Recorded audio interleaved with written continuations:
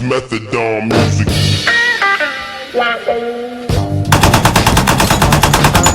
Shooters, what's going on? So, welcome to the channel.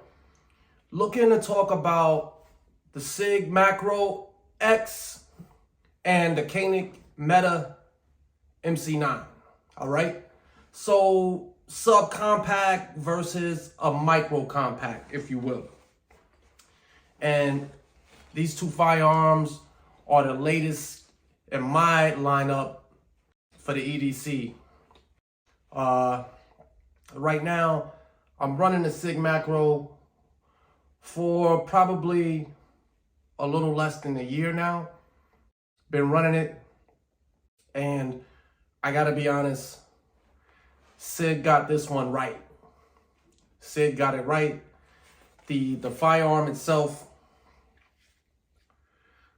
there's literally nothing about the firearm that I think that they missed out on. They hit all of the areas, checked all the boxes. So grip size, perfect. Magazines, easy load, no pinch at the bottom, 17 rounds. Very easy to get a nice grip and a purchase on a firearm. Obviously, you got the integrated port / comp, if you will, on the slide. I just added the Romeo to it. But the sights, as far as the co-witness go, the red dot doesn't sit low enough for the co-witness.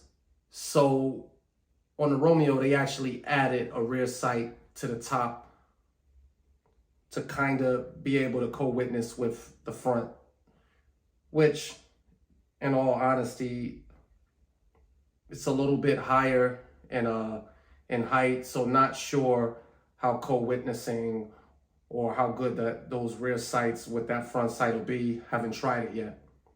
But all in all, great firearm, great package by Sig. For me, one of the best that they put out. I'm carrying this firearm, and a lot of the times I don't even realize that I'm carrying it.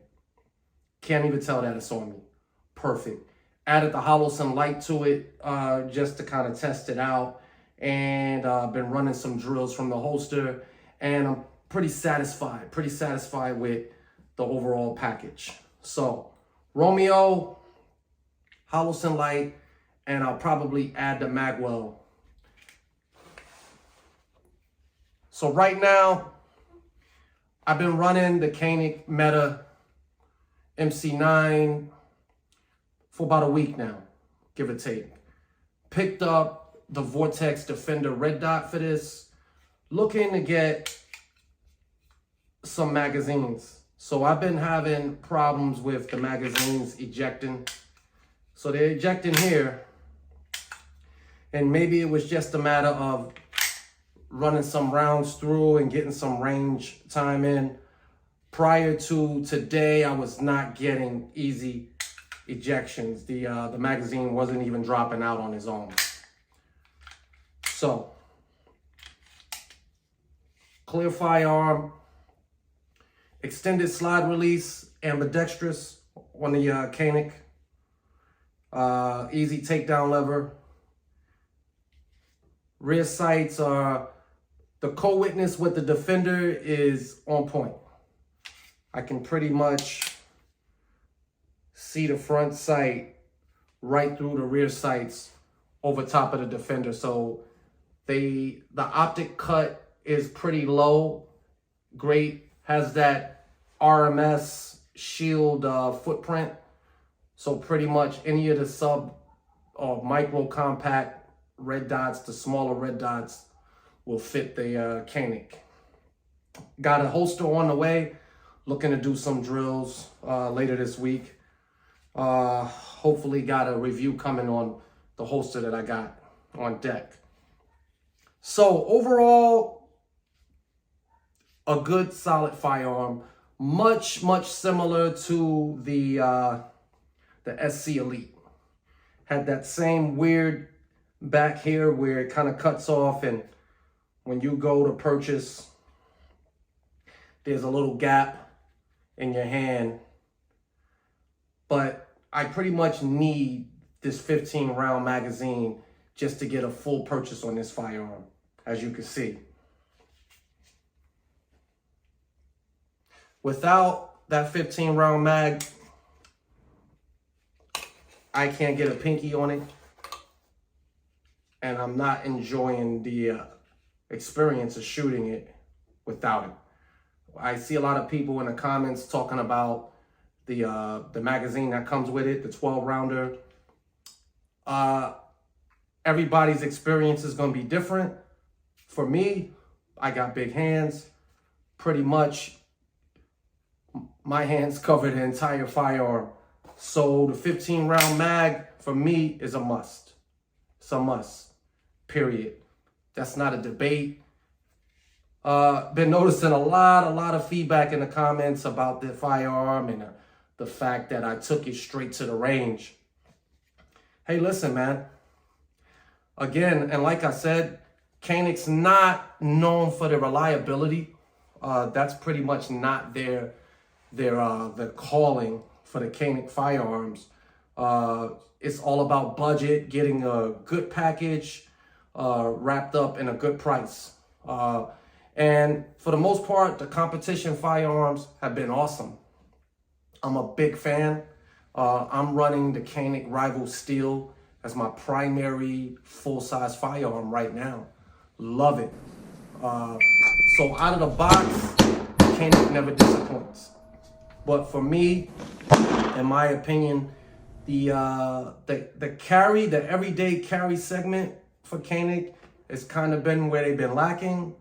And if you check the stats on the firearms that they've been putting out, the SC Elite didn't do well.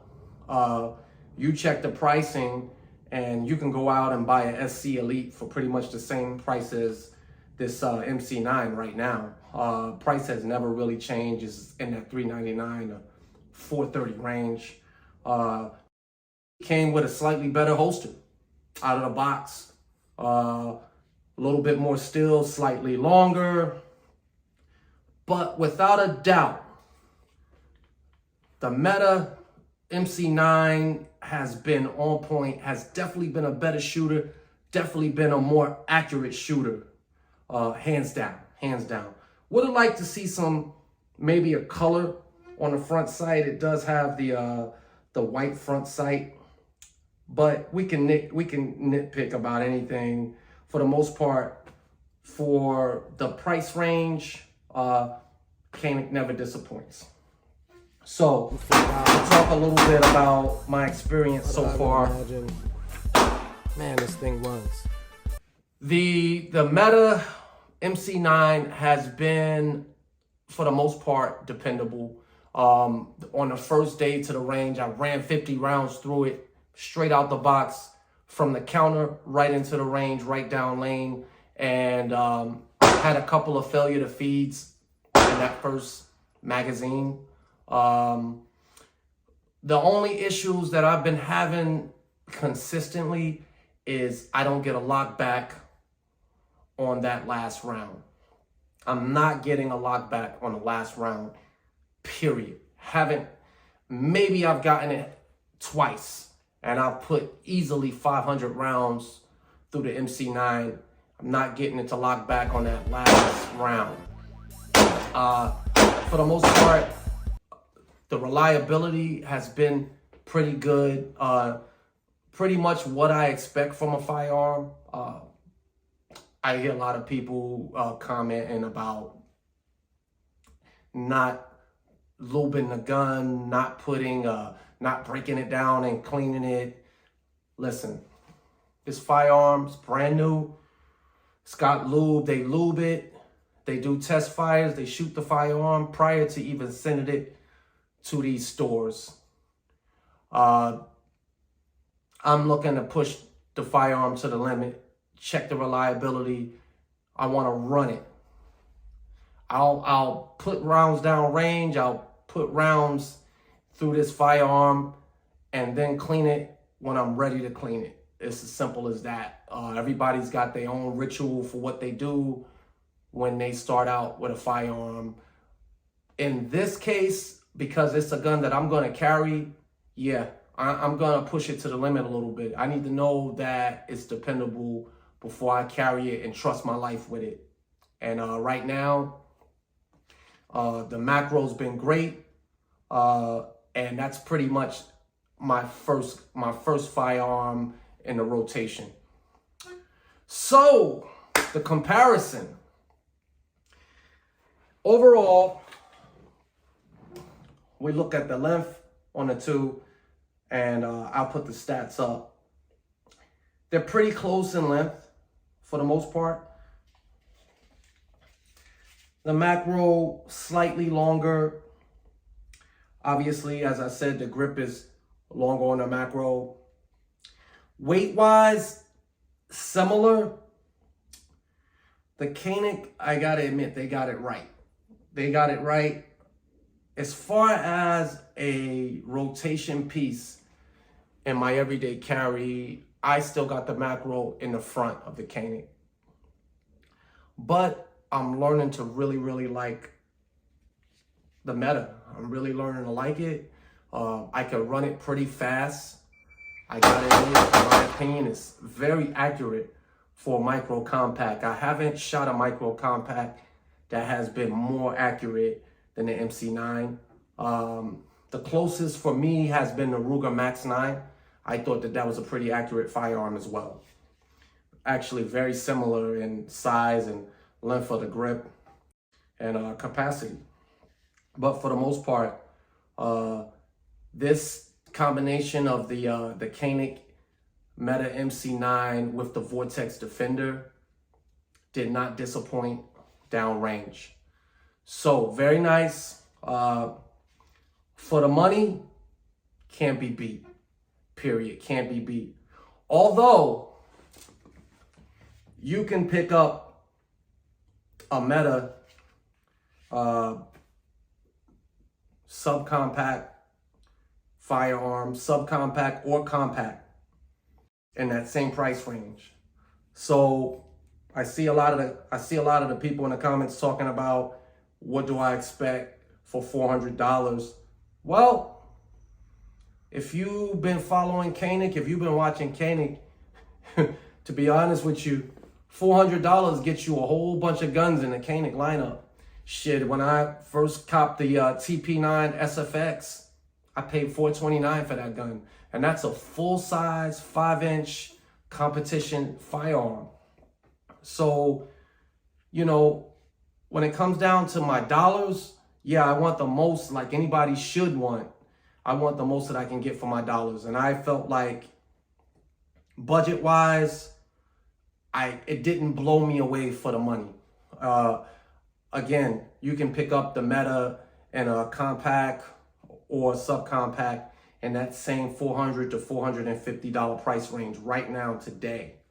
I can go with a slightly larger Canik with a full grip, magwell, and pretty much carry it. But in reality, this firearm in terms of carrying is on the money. In concealability, you're pretty much not going to even know that it's on you.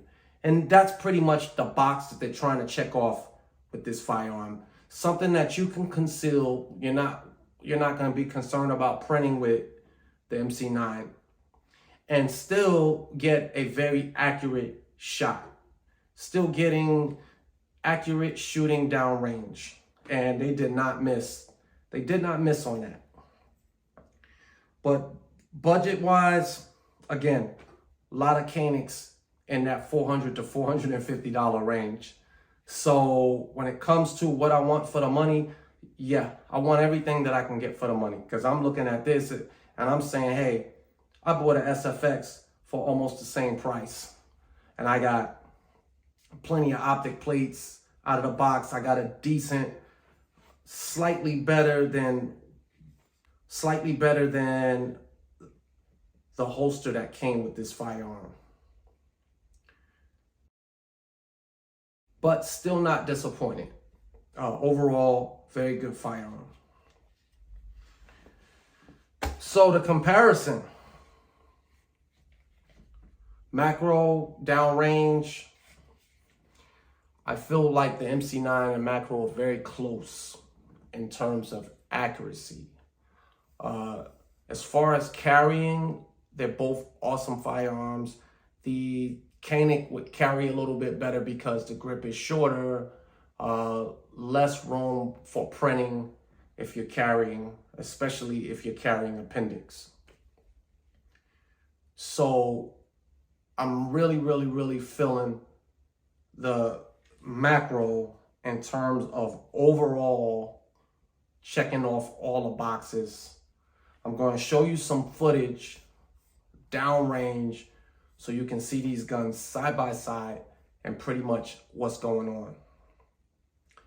Macro, super fast, easy to conceal, very accurate for subcompact firearm. And the Mete MC9 did not disappoint, has not disappointed up until this point. The failure to feeds and maybe 1 or 2 failure to ejects was nothing that was alarming for me. I've been running a lot of ammo through a lot of different firearms, and I realized that they all have a break-in period. You're not just having firearms be 100% reliable, especially if you're putting them through any kind of torture testing or any kind of drop tests or, malfunctions is part of gun ownership. So was not discouraged at all by any of the shortcomings in the first 100 to 200 rounds with the Mete MC9. With that being said, I'm gonna run these 2 firearms side by side and see what they look like.